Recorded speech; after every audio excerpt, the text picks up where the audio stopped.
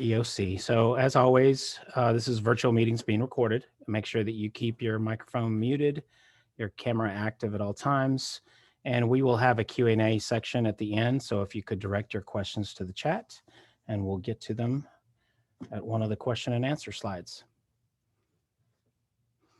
And as always, this training will be posted to the Learning Pathway site, and there's the URL.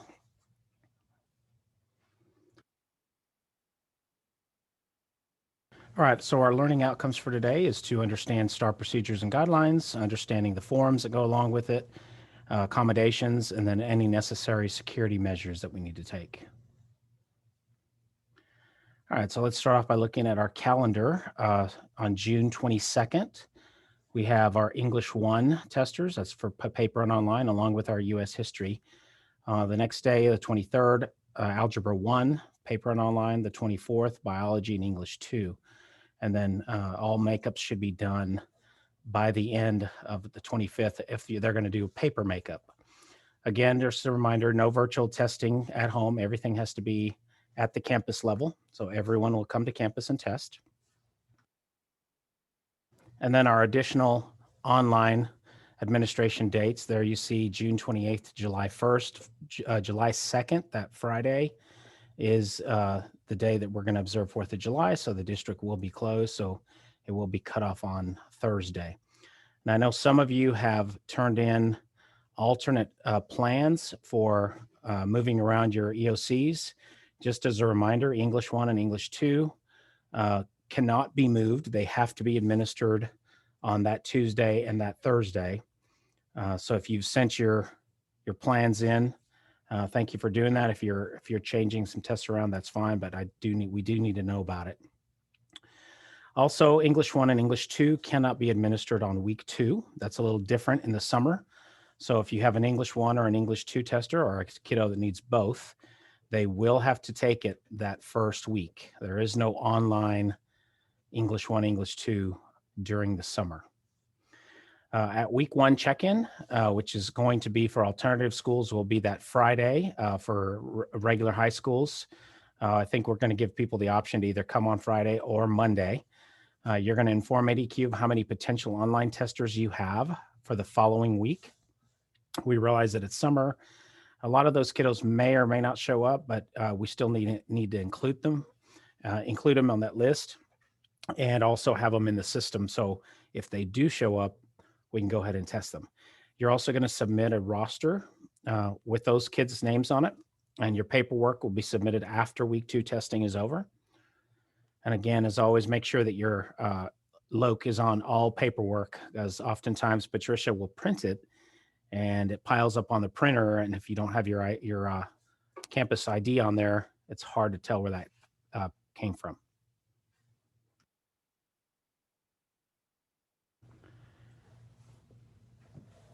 All right, so we have Program 1. Those of you that are high school are familiar with this, so this won't necessarily apply to middle schools, but Program 1, this will be offered as an in-person 4-hour program and is available to students based on their need and interest.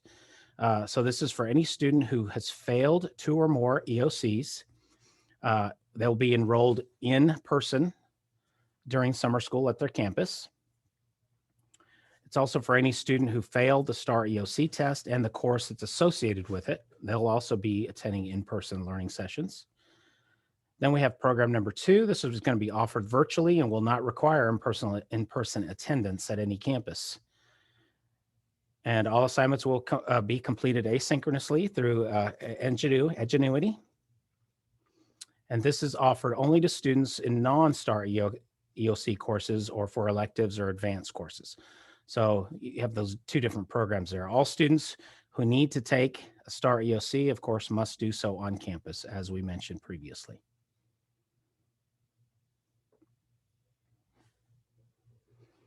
So retesters will automatically be registered into the same test mode as they tested in the previous administration. This is important because we have had some calls from campuses where we had students who tested online and they wanted to switch them to paper. You cannot do that. The state is printing very limited supplies of paper materials. So we're not going to be able to switch kiddos from from online to paper for the summer. So if they tested online, they must remain online. If you tested paper in the spring, you will get materials for those students. Now, if you want to go the other way, if they tested paper and now you want to test them online, we can go ahead and switch that. We just can't go the other way.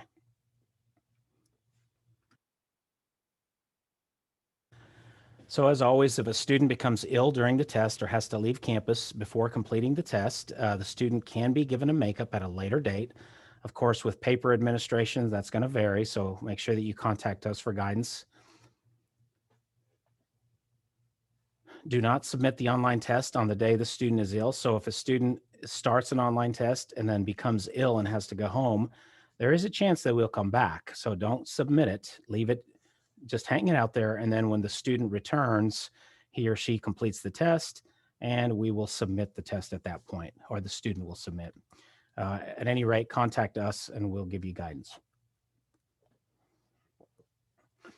I'm sure everybody is aware of this by now, but this is a new feature this school year that it's called the locked response feature. This is for students who are testing online. This is why the state is allowing students to come back and continue testing because they have no way of going back and visiting the questions that they've already answered. So they think they think they're going to be sly and answer a few questions and, oh, well, I'm not sure if I got it right, I'm going to go look up the answer and come back and answer it. They can't do that because once they've viewed and locked in a response, they cannot go back and view it the following day or any day for that matter. All right, materials or manuals, training and oaths. As always, this training does not take the place of reading the manuals or the DCCR. Make sure you distribute your manuals early enough so teachers have an opportunity to read them and ask questions during the training. So you're going to make sure that you pass them out before the training. Use them during your training. And they must be visible and easily accessible on test day. Teachers should be using those manuals and administering the test in strict accordance with that manual. And the say directions should be stated verbatim.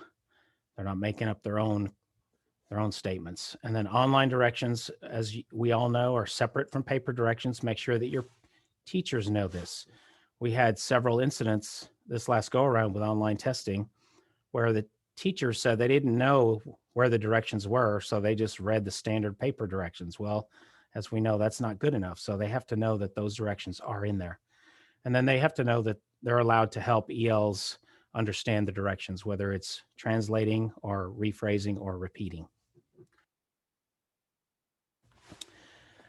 Just like we do during the year, we're going to make sure that we train all staff that's going to be involved. Even though it's going to be a smaller administration, you're still going to train as more people than you need. That includes test administrators, your relief test administrators, your campus administrators, paraprofessionals, any monitors that you're going to use, any additional staff that you might have. Extra help staff, you probably won't have any of those people coming out to your campus, but if you're lucky enough to do that, then make sure you train them as well and make sure that they sign the training attendance log.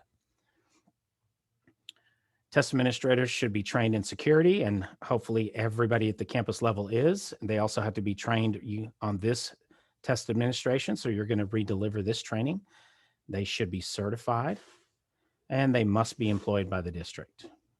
And of course, sign an oath after training. No more than 30 students per teacher. You as a campus coordinator will have to provide additional training to any teachers that are doing tests with designated supports, or if they're doing an online administration, an oral administration, or a transcription, or a signed administration. And here's a screenshot of the oaths, same ones we've used all year.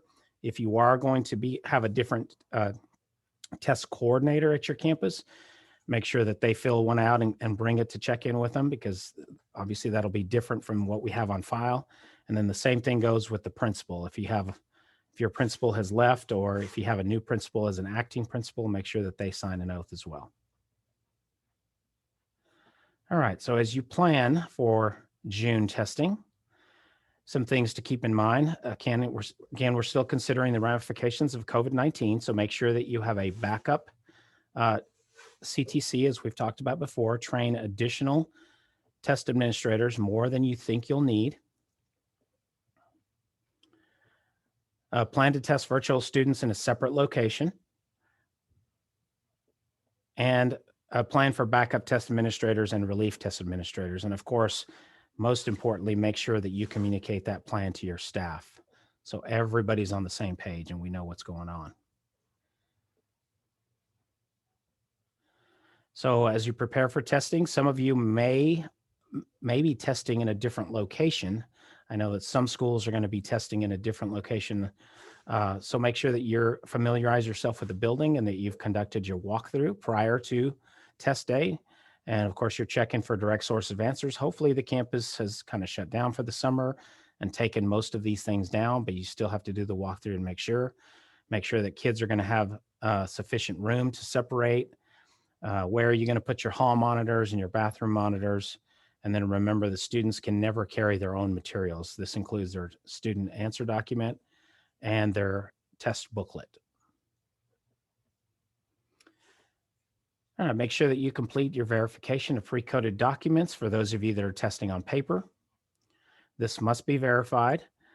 We will send you a pre-code variance report. It should look very similar to, just shorter maybe than the one we sent in the spring, but it's going to have the same information because again, they're using the same information from the original pre-code in the spring. So that's good to know. If you have a student that you had to change their demographic information in the spring, or maybe you had to hand grid a whole new document for them, you're going to have to do that again this go around too if they're taking a test in June, because it's the same pre-code file that was used for the spring administration. Remember that all errors except for student name, PEIMS ID, and birthday can be corrected on that pre-coded document. You can just bubble in what's correct. But if the name, the PEIMS ID, or the birth date are wrong on the pre-coded information, you must hand grid a new document. And then you're going to complete this demographic and program information verification and bring that to check in with you. All right, master roster. Your master roster should include all of your eligible testers. So it's going to be anyone who needs to test or anyone who, let's just say anyone who failed in the spring. You're going to use the pre-code verification report from Focus. The master roster needs to be sorted and numbered, and it needs to be sorted by EOC subject. So you will have a total of 5 if you're giving all 5 tests. The master roster should include the following fields, and you see them there. They're the same ones that have always been on there. That you see that the career and technology code is crossed out. We no longer collect that information, even though it still is on the answer document. It can be left blank. From your master roster, you're also going to prepare classroom rosters or test room rosters. The test administrators need to know exactly which kids they're testing. They may even be testing students they don't know in the summer, because I know a lot of teachers they're hiring teachers to work summer school. So in some cases, they may not know the students. So make sure that they have a good roster to follow. The test room roster should include the test room number, the test administrator's name, the student's name, first, middle, last, and then their 9-digit PEIMS ID, their birth date, race, ethnicity, and then finally their enrolled grade level.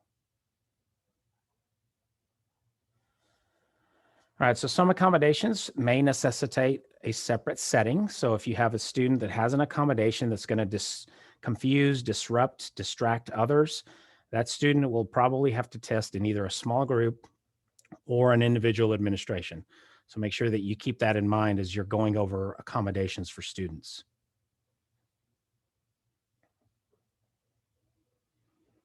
You're going to ensure that you have a proper online testing environment as well. So students should not be able to see each other's monitors. Make sure that you verify the computers are ready for testing prior to test day. Make sure that you've checked headphones, and then make sure that no other element of the room interrupts or hinders a student's performance, like it's too hot or too cold or too dark, whatever. Test tickets. These were these were a big deal during the spring administration. We had lots and lots and lots of incidents with test tickets. We all know that they're unique to the student. We all know that the student's password is on there and it has the session ID and so on, and some other information for the student. But it is extremely important that the teachers know this too. We had, I can't even tell you how many, it's really too many to count. Out of the 38 incidents or so that we had in the spring, I would say a good portion, maybe 25 or more, had something to do with test tickets. That's how many incidents there were. So please, please make sure that your teachers know that they are unique to the student and that they're looking at the name before they pass it out to the student. Also, the other one was PMPs. If a student is going to test online and they have PMPs, they have to be correct before the student opens the test. We had a couple of incidents where the student was supposed to get a certain PMP. They logged on, they answered 5 or more questions. Once that happens, that cannot be reversed. Once the student gets to number 6, it cannot be reset. So the student will have to continue testing without that PMP. So it's really, really important that those PMPs are checked. Make sure that you're printing them at least one day. I would probably print them before that, but at least one day. If you recall back to the early spring, we had a issue one day with TAMS the day before the test, and I know several people hadn't printed their testing tickets, and that could be a problem. Once they're printed, they are secure, so make sure that you lock them up in secure materials and that you check them out and check them back in just like you do test booklets. You treat them exactly like a test booklet. They should be checked out. They should be kept in a secure location and then checked back in at the end of the day. All right, materials. Some of you, again, are maybe going under, or your campus is under construction. So if that's the case for you and you've lost your secure storage room and now you're going to have use a different room for storage, make sure that you fill out a new secure storage. Also, if you're a campus that's maybe going to a different location for summer school and that's where you're going to test, make sure that you submit a secure storage for that room as well. Even if it's the same storage certificate as maybe someone else has at another campus, you still need to submit it. And then make sure you submit that to Patricia Hayes here in the office, and then you bring the original with you or a copy to check in. All right, materials lists are posted. They posted today. I think everybody knows how to access those, but you go in TAMS under reports, orders, and then you select the administration. Of course, it's the June EOC. It's going to be only the paper materials, as we mentioned earlier, for the students who tested on paper in the spring and failed. So you will not get additional materials there. Make sure that you verify the shipment of your materials. Use that shipping notice to verify that you have received all of your materials. Make sure that you're doing this within 24 hours of picking up your materials. And then you're going to complete the online materials verification, which is located on the website.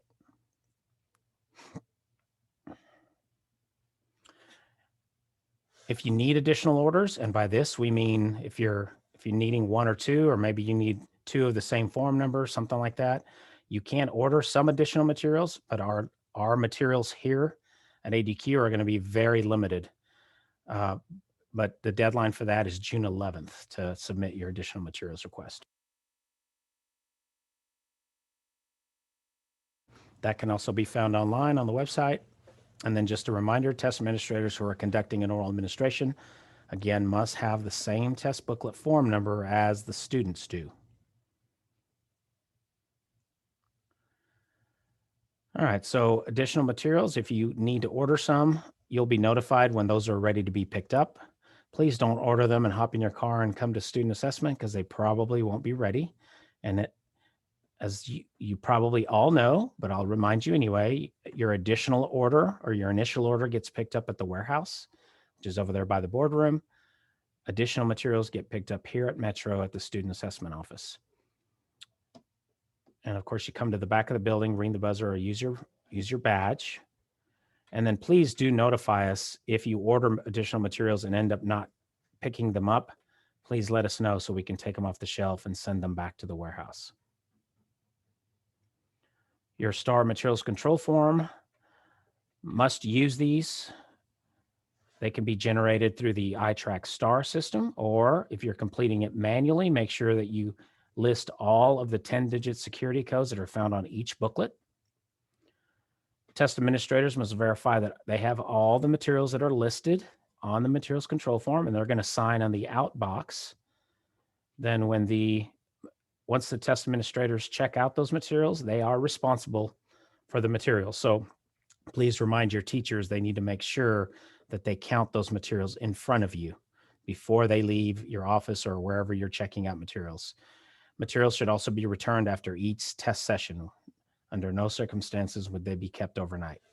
And then CTC must ensure that all materials are returned back from the teacher. So you'll count them or scan them or whatever you do, and then you'll sign in the inbox. All right, any unusable or defective materials? If you have a defective answer document, make sure that you write the student's name on the new document right away. Student can begin marking answers on the next question, so we don't have to spend a whole lot of time transcribing all of their information. You really just need to put their name on it, and then you can transcribe all of their answers and their demographic information after the test is over. So they just pick up where they left off. If you have a defective test booklet, of course, as we talked about before, it's important that the student get the same form number. If you don't have the same form number, make sure that you contact us. If we don't have one, we will contact TEA and get guidance from them to see what they want us to do. And then, of course, you're going to note the new booklet number on the answer document, but never look in the test booklet. We've had students report, oh, that's missing a question, or the numbers are out of order or whatever, and just don't look in the book. Just let us know and we'll issue you another book. All right, so let's talk about the test administration. We still do have our start and stop times, of course. All assessments are 4 hours with the exception of English 1 and English 2, which is 5 hours. They must be completed within the school day. Make sure that every teacher has a clock or a timer that they're monitoring, and that we're recording start and stop times on the seating chart. And remember, the time does not start until after all of the say directions have been read. And here's our script that we use. I think everybody's very familiar with that. For late arriving students for summer, it's going to be a real problem because we already have a shortened day as it is. So please make sure that students know which day you're administering what test, especially if you've changed it. If you've submitted a new schedule of when you're going to administer Algebra 1, for example, please make sure that all of your students are fully aware what day that Algebra 1 test is going to be administered, so you don't have to worry about doing a makeup. So determine if late arriving students have time to test. That's first thing. So 4 hours for the 3 tests and 5 hours for the other 2, English 1 and English 2. If not, you're going to have to administer that test on another day. If so, the directions can be read individually, and then the student can continue testing or start testing with the rest of their peers. Students who have a late start, of course, will have a different stop time. So the teacher needs to make sure that they remind those late students of how much time they have left when they remind the entire class. Breaks are allowed. So breaks that are included in the time limit, but the clock does not stop, would be things like water breaks, restroom breaks, snack breaks. If we have to take an extended medical break to the nurse for an individual student, we would stop the clock for that student. Any movement of students from one testing area to another, of course, we would stop for that. Lunch break, I doubt you're going to have enough time to even serve lunch, or you might do it on the way out for kiddos, so that probably doesn't apply here. But make sure that you're using the record of student testing form if you have any student that you have to stop the clock for individually. And then students cannot discuss the contents of the test. Test booklets must be closed with the answer documents inside, or The online test is paused when a student takes a break. Seating charts, we must have a seating chart for every test room, whether it's an online room or a paper pencil. Should include students' names and the location of the room or the room number. Should include the names of all the test administrators, start and stop times of the session, and time and name of late arriving students, and then students who are moved to a different session. And of course, there's a spot for the form number and the booklet number.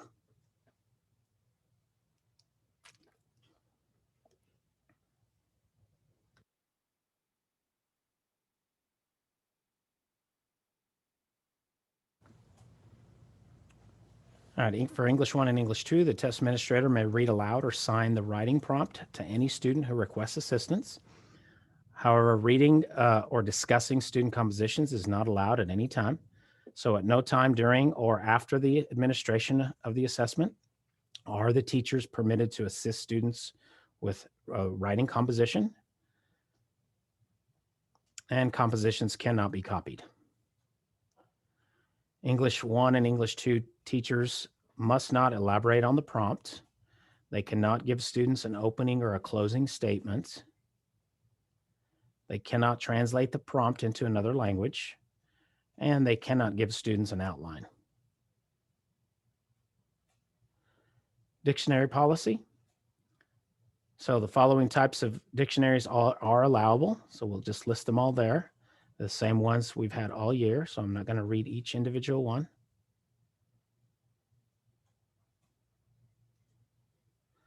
Students should have access to a dictionary throughout the entire test. Should be provided based on the language that's most appropriate for them. It should be the same type that they use routinely. Must be a commercially produced dictionary. The sources may be provided in combinations of dictionary or as a separate resource. And of course, we always like to have one for every student, but if you can't do that, then a one for every 3 is recommended. And the minimum would be 1 dictionary for every 5 students. And then we have our calculator policy. For Algebra 1, you must have a graphing calculator. For biology, it can be a 4-function, graphing, or a scientific. Is this where you take over, Debbie? It is, sir, unless you want to keep going because you're doing a great job. For online test administration, we didn't have a lot to remind you about, but we did have one really important thing to remind you about. As Ken said, we had quite a few incidents this last go round, and this was probably one of our biggest ones. Yes, it had to do with the testing ticket, but it also had to do with the fact that the PMPs were not added to the test before the student started. And so it's very important that you make sure that the PMPs are added before the student logs in. And one way to do that is to have the test administrators check those test tickets to make sure that the PMPs are listed on it. So just really try to be careful with that. We had a lot of problems with it this last go round. But I know it's going to get better this next time. All right, accessibility features and designated supports. Here are our accessibility features. Remember, these are available to any student, but not intended for every student. So we're not going to pass them out at random. We're going to give them only to the students who request them or who need them. We're going to have an allowable accommodations roster. If you're not the regular CTC during the year, make sure you get this from the regular CTC before they leave. It's a very important document. It tells you which accommodations should be provided for which students. And it is required to bring to check in as well, but mostly it's for your purposes to make sure the kids get the right accommodations. For oral administration, there are 2 levels of support. Either the students get everything read to them or they get parts read to them. If they get everything read to them, then the test administrator needs to have the same booklet number as every student in the room, not every student except one, but every student in the room needs to have the same booklet number and the test administrator has to have that same booklet number. If you're only reading parts, the test administrator can read over the shoulder of the students, or the students can have their own booklets with the same form number and the test administrator would have their own. That's really the way Ken prefers it. Here are the parts that can and cannot be read. I think that the English 1 and English 2 test is the most confusing because on the reading test, or the reading portion of the English 1 and English 2, you can read everything except for the reading selections. Reading selections can never be read. And then on the writing portion of the test, you can read the revising passages, questions and answers, but you can't read anything in the editing section. So make sure your test administrators know that and don't read the wrong thing. That was another issue this last go round. Test administrators reading things that they shouldn't be able to read.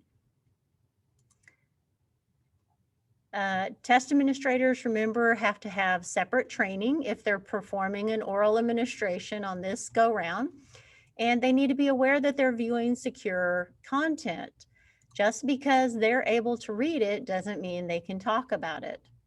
And they need to have a copy of the oral signed administration guidelines so that they know how and what to read.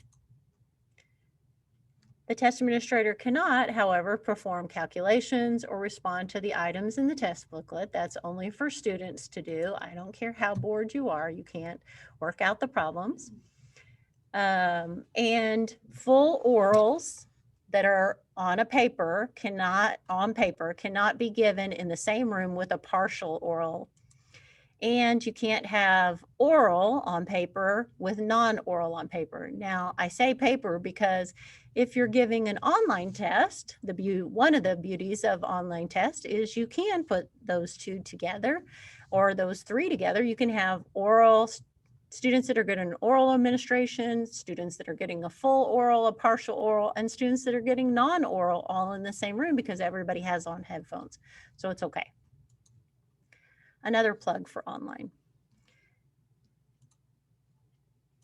Large print booklets. If you're doing an administration with a large print booklet, remember that everything needs to be transcribed into a regular size booklet, including the writing portion, in order for it to get scored.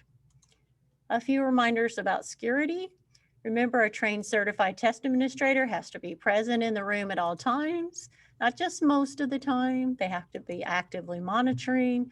They can't view or discuss any of the items. They can't go out and talk about them. We need to remind students to record their responses on the answer document. Another issue this last go round, students leaving their test blank. Please make sure that everyone knows to look at that answer document before the students leave the room. And remind students of how much time they have left. So test administrators should also ensure students have access to all the allowable materials, such as a calculator or a dictionary. They remain seated during testing, and once they're finished, they can either be provided an instructional activity, not usually what happens in summer school, or they can leave the test room. Remember that the principal and the CTC need to be actively monitoring the active monitoring that's going on in the room. So in order to prove that, they need to sign every seating chart and put the time that they entered it at least once. And a CTC cannot be giving the test unless there's only one room of testers, because the CTC should be accessible to all test administrators in case they have a question or a problem. Blank answer documents. We kind of already talked about this. We really need to stop this from happening, but it continues to happen. So please remind everyone to check all of the answer documents before the students leave the room to make sure there are no blank answer documents. Remind students of how much time they have left and that they need to be putting their answers on the answer document. Before the students leave the room, the test administrator is supposed to go to the student and pick up their answer document, quickly look at it to be sure that they have recorded their answers and their composition before they take that from the student. If there's still time remaining and they haven't recorded their responses, instruct the student to go back and do that. Don't point out individually skipped items, though. Perhaps the student meant to skip that item. The cell phone policy is the same as it's been for quite a while now. We can't have cell phones, either the students or the test administrators. So we need to have students turn it off, place it in an envelope, put their name on it, and then put those in locked storage. And then after everyone in the room is finished testing, we can return those. We don't want students to receive a call or a text message during the testing because it might cause their test to be invalidated. And we wouldn't want an adult to cause the student's test to be invalidated. So we want adults to follow the policy as well. Incidents, I'm just going to tell you right now, we had enough last go round. We don't need to have any more this go round. I think we've already reached our quota. So hopefully we won't have any. But any conduct that departs from what TA outlines as the correct testing procedure is considered an incident. And anyone who suspects that they know of an incident needs to report that incident to our office on the same day in which it occurs. And then if it is deemed to be an incident, it needs to be written up and typed and sent into our office on the same day that it occurs. If you do not report the incident and you know about it, then you're as guilty as the person who did it. But if you know about an incident, go ahead and let us know, but don't go and investigate it unless Ken asks you to do that. Make sure when you do write it up that you include a complete description of what happened, how it occurred, the sequence of events, and how the problem was solved or remedied. This is probably the number one piece that gets left out. You tell us what happened, real short about what happened, but then you never tell us how it was solved. So what happened? Did you give the students another test? Was the test reset? What happened? How did it get fixed? And then what's your plan of action to keep it from happening in the future? If students are caught cheating, let us know in the office. And then you're going to invalidate their test if it's deemed that they were cheating with an O code. And there's a cheating form for you to fill out. And then you'll also fill out the O code. If a student refuses to test, not usually during summer school happens, but sometimes if they refuse to test, then we're going to try to talk to the student and get them to test. But if they refuse, go ahead and fill out the refusal to test form. This is an important form because we have to document why we have some S codes with no raw score, and this helps us a lot. So we're going to give the students an S, and because that's what they deserved, and move on, but we need that form. If you have a school-wide emergency, like a fire alarm goes off, we have to assume that it's an actual fire. Remember, the safety of the students and staff is the top priority. Leave the test where they are and follow your school's procedures. Don't tell students, wait until after you exit your test, then we'll leave the burning building. Just go ahead and leave the burning building. But while you're outside, make sure that you're closely monitoring the students so they're not talking about the tests. I don't think most of the students are, but there are some students who might. And then as soon as you have the chance, let us know. And then when it's resolved, call us back and let us know how it was resolved. All right, after testing is over, we have some score codes to mark. So A, if they're absent, so that's mostly for in-person students. Well, I guess this summer everyone will be in person, huh? So if they're absent during the whole time, A for absent, S for scored, and O for other. If they have an accommodation, whether they used it or not, we're going to mark that accommodation on the online system or on the paper document. Any voids need to be separated from scorable materials and make sure they're all facing the same direction. Don't put sticky notes in there or paper clips, and put a voided header on the top and secure it with a paper band. I think we've gotten somehow away from the paper band idea. We really need all bundles to be secure by a paper band. You also have class and campus identification sheets and the number of scorable answer documents. that are bubbled on the class identification sheet needs to match the number of answer documents that are behind it. Each course, so algebra, biology, US history, all of them need a separate class and campus header. You're going to put all the hand grids directly behind the class ID. This is so we'll check over them more carefully. It's really important that we check those because if they're not correct, we can have record mismatches and that causes you a whole hoo-ha. You want to combine all your class ID sheets with the same course name behind the campus and group identification sheet. Remember, you're going to return your materials in the original boxes. We're doing a better job of this than we were a few years ago. Label each box with your school's logo on it and bring your boxes full of non-scorables to the warehouse immediately before or after your ADQ check-in. The time you sign up for is the time you're coming to student assessment to check in. You're going to print a campus test status report out of TAMS to show that how many online tests you've completed. I think we all have figured out how to do this now. And then you're also going to have week 2 online testers. So you're going to keep using your master roster. You're going to submit your campus test status report to show us how many kids tested week 1. Don't mark your score codes yet because they're going to have week 2, except for English 1 and English 2, to be able to test. You're going to add any students for week 1 to the potential extended window testing list. I don't know why I can't say that. And then clean up anybody who's in the online system that's not testing. So change them to paper. So pull all the list of students scheduled to test from the STAAR assessment management system. Here's the directions on how to do that. Change any students who have left your campus over to paper so they won't appear in this list.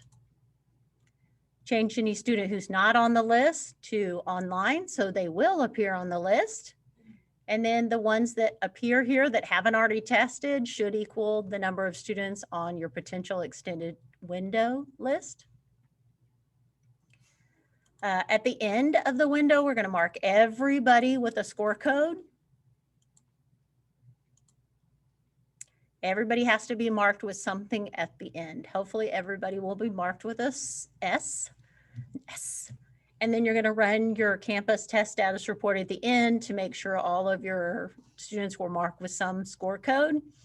And you're going to submit all your week 2 paperwork electronically to Pat. You don't have to submit your campus test status report. We're going to run those here. You don't have to make a copy of them and send them to Pat. Just your seating charts or your O-code forms. All right, check in June 25th. And you're going to bring all your non-scorables to us and your scorables to Metro. Here are all of the things you're going to bring to us. These are the new kind of things, so they're in red. Oh, sorry, I had something I wanted to show you. We're going to try something new this time.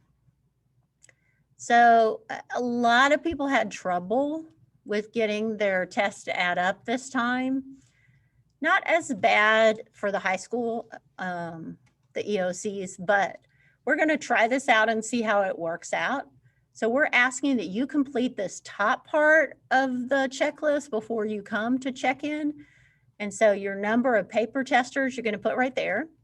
And then your number of online testers, you put right there. And then how many you still have left over for week 2, you put right there. And then you total it under the total column. And then that total should equal the number on your master roster. All right. And so that hopefully will help us make it all add up real easy. And it's going to be a super fast check-in. And here are all of our phone numbers. And I personally just wanted to let you know that I think you're all sunflowers. And the reason I think you're like that is because you're remarkably tough and you can flourish almost anywhere, even in these times of COVID. You all seem to be self-starters and you bloom beautifully year after year.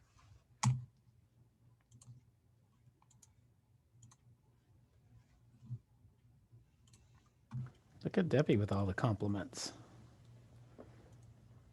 All right. We are going to do a question and answer. Ashley, Lisa, somebody was keeping track of the questions.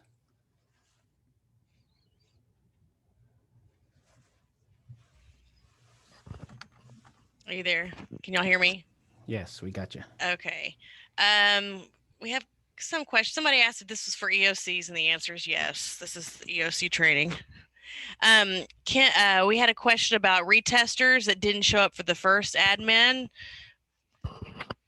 Are they supposed to retest the students that never came the first time? Yes. I mean, the short answer is yes. Any student who has ever taken an EOC is eligible to take it again. So if they've ever taken it and failed it, they're eligible to take it again. Obviously, still a graduation requirement. So yes. But what if they've never taken it a middle schooler? They've never taken it as a middle schooler. They're still eligible if they've completed the course. Okay. Okay, so summer school hours, I'm assuming for high school are 9 to 1. So the question is, since testing is supposed to be done during the normal school day, will that be enough time to test the kids? Yes, just barely, but it'll be enough time to test, and that's all the time that we get for summer. They may. I know that we had a meeting yesterday, and there was talk about perhaps extending the day on that Tuesday and Thursday when English was supposed to test. So that could happen, but that's going to come from leadership. Can I ask a follow-up on that? That was my question. 9 to 1 isn't even 4 hours though, once you get the kids to classrooms and read instructions. So we're already going to be short 4 hours. And if we have kids that get extra time, now we're violating their IEPs. Okay, I'll submit that question to Dr. Sines. He's the person in charge of summer school. So I'll address that with him and then send out an email. That's also only 4 hours. That won't be enough legal time for the English tests. That's why I just said they're talking about extending the day on English days. Okay. But we'll get clarification on that and send it out.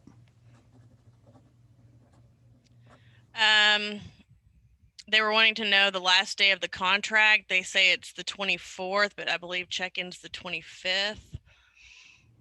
I'm not sure. That's what I've heard too, is that the last contract day for data analyst is the 24th.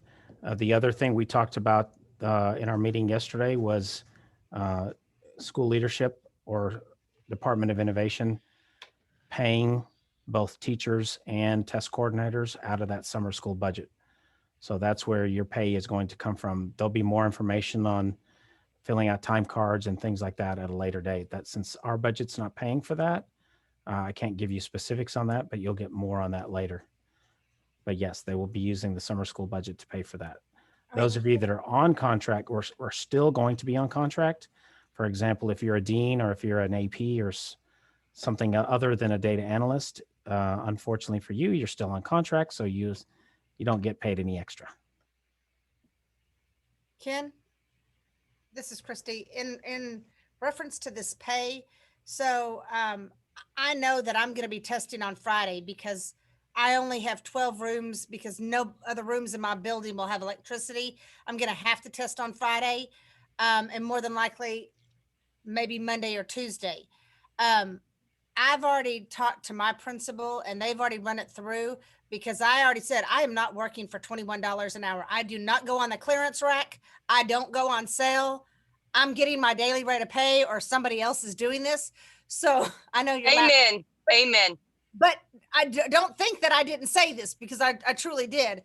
So when it comes to getting paid out of summer school budget, I don't want to get paid this $21 an hour. So when I clock in, do I just do it so that my school pays me? I can't answer that question for you, Christy, or for anyone else who has that same question, because we don't deal with the pay and I don't determine how much each person gets paid. So that's going to be something that you'll either have to work out with your principal or work out with your director or even with Dr. Sines. Next question, Ashley. Well, that was a big topic of conversation in the chat. But one of the questions was, not all my testers will be in-person students this summer. Some won't be in summer school at all. Do I still O-code those? Yes, if they were failures, you're still going to O-code them, yes. Mm, Well, let me rephrase. Let me go back on what I just said. You're saying they're not going to come to school during That was- summer school. Who addressed that question? That was mine. Okay, so Sherry, explain yourself real quick. Okay, so summer school, like I have kids who failed a test, but they're going to pass all their classes. So they're not going to be in summer school at all, but they're still eligible to come take their test. So they wouldn't be an in-person student, and therefore would they be marked absent? Would they be O-coded? Would I let it void? Because in past summers, we didn't mark anything. If they didn't test, we didn't mark anything and we let them void. I was under the impression, though, that one of the program highlights said that if they failed a STAAR EOC, they still had to come to summer school. No? I think it's if they failed a class that has an EOC attached to it, they So have to come only- to summer school. They had to fail the class and the test, and then they have to come to summer school. Right. Okay. So if they just fail the test, coming to summer school is not going to help them get ready for the test because Right. testing is the first week of summer school. Okay. So those are going to be a little different, and this summer's different anyway, just because Right. the whole year's been different. So I know I saw a question earlier. I thought we didn't mark absent in the summer, and in the past we haven't marked absent, but for this summer we will be marking absent because we have in-person kids that don't show up, and we have your kiddos who failed and are eligible to test who you say will likely not show up. They may, but let's say they don't. Go ahead and submit an answer document for them with an absent code. Okay. Next question, Ashley. Okay, we have one about campuses that have few numbers to test. Can they combine with other campuses in their pyramid? We typically have not allowed campuses to combine. If you're at the same campus, this probably isn't happening, but let's say Western Hills and Benbrook were to combine at one campus, they would still have to have each school would still have to have their own test coordinator with their own materials, with their own kids. So combining students under one building, under one roof, yes. Combining students and mixing them, no. Okay, and then most of them again were about the pay. People are wondering if middle school students will test at the middle school or if they'll go to their feeder high school. That's a good question. That was actually going to be something we addressed. Another topic that was discussed in yesterday's meeting. Let me address the middle school students first. Middle school students, unfortunately this year, just again, because it was a weird year, we had a lot of failures at the middle school level that we typically don't see. Typically it's like 0 failures, maybe 1 failure in the whole school, or maybe 2. This year we have schools that have upwards of 45, 48 kids at one school. That's a lot of kids. We felt that the best thing to do with those kids was to let them continue coming to the middle school and test them at the middle school. So that's the reason why we invited middle school testing coordinators to this training. And I'm sorry it was last minute, but that meeting wasn't held until yesterday. So that's when that decision was made. So we are going to have the middle school kids who failed a STAAR EOC course, the rising freshmen, continue coming to the middle school and test there. That's just going to be a lot easier. It's a lot easier for the kids. It's a lot easier for the middle school testing coordinator. And it's a heck of a lot easier for you as a high school test coordinator having to deal with, 50 middle school kids coming or even more because you have multiple feeder schools. So yes. Second thing I'll address is specialty schools and early college high schools. Early college high schools will be testing their own students at the early college high schools. Specialty schools, they will be going to their neighborhood school. Okay, we have one about picking up their materials. So if they decide to go from paper to online, do they have to pick up their materials? And that would be no. But however they tested in the spring is how it's going to be determined But yeah, they can always go to online, but they cannot go to paper because it's Yeah. already, the documents have already been sent through. That's correct. As far as picking up your materials, so if you were a paper tester, if you're a paper school in the spring and you decide you're going to go all online and you don't want to pick up your materials, that's fine. You don't have to pick them up. Just please let us know that you're not going to pick them up. So we're not calling you and saying, why haven't you picked up your materials yet? So let somebody know. Email, call, whatever. Okay, another one is there any transportation for students who aren't in summer school to come test? That will need to be addressed through your principal, the school leadership. Can I test English 1 and Algebra 1 on the same date? If you've submitted, the schedule says English 1 and US history on the same day. However, if you would like to switch that, again, English 1 and English 2 have to stay on the day that they're on. But if you want to switch the other tests, you can send me an email and let me know what you want to do. We keep track of who's testing on what day. Okay, can teachers that are teaching summer school going to be able to administer STAAR on those days? Christy? Okay, so I have teachers that have said that they wanted to teach summer school, and they're teaching summer school. And summer school for our campus is going to be across the street at William James. But I know that I'm going to need about 15 test administrators, at least on the first 3 days, in order to cover my testing. But there may be kids that are in summer school that don't need to test. They're in summer school because they failed. I know that there's no way in the world there's going to be 30 teachers available, like 15 that are over there teaching summer school, and then me be able to rack up another 15 to test. So I'm trying to figure out if those teachers that have signed up for summer school will be able to test on the testing days and maybe have some kind of asynchronous lesson for the other days. Because, I mean, look, I'm scrounging to find people that are willing to work. So the quick answer would be yes. I mean, they're working during those days. I don't see why they wouldn't be able to serve as test administrators. I mean, I see no reason why. Definitely get with your principal on it, but I see no reason why they couldn't serve as test administrators if they're already on campus working. The issue is that there will still be students in their classrooms because they don't need to take the STAAR test. And we've done that every year in summer school, where I'm teaching summer school. I just keep teaching, and then the kids who actually need the EOC, they just don't come to class that day. They go and test in a totally different environment. So I had to keep teaching on STAAR days, and some of my kids would just be absent to go do that. So the solution for that sounds like you're either going to have to hire additional test administrators, or you're going to have to consolidate students to do some kind of, either an asynchronous lesson or something like that. But that's something that your principal will have to work out with leadership. Next question, Ashley. There were a couple about determining who is considered specialty school for testing. So there's 3 types of schools. There's traditional high schools, there's early college high schools, and then there's specialty schools. So if you're not an early college and you're not a traditional, then you're considered a specialty.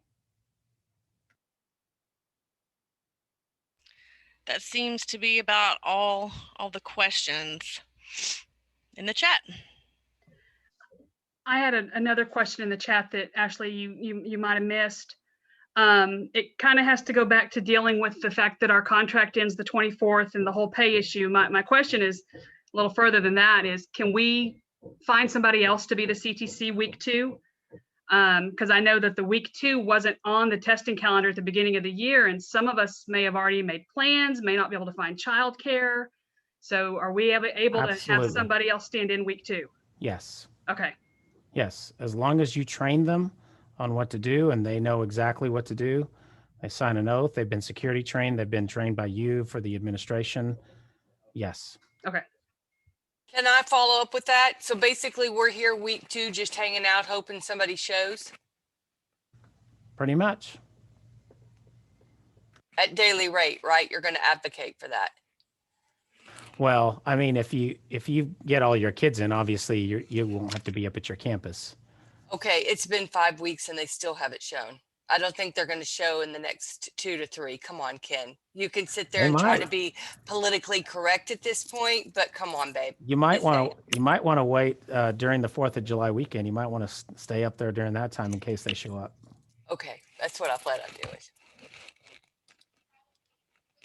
Other questions?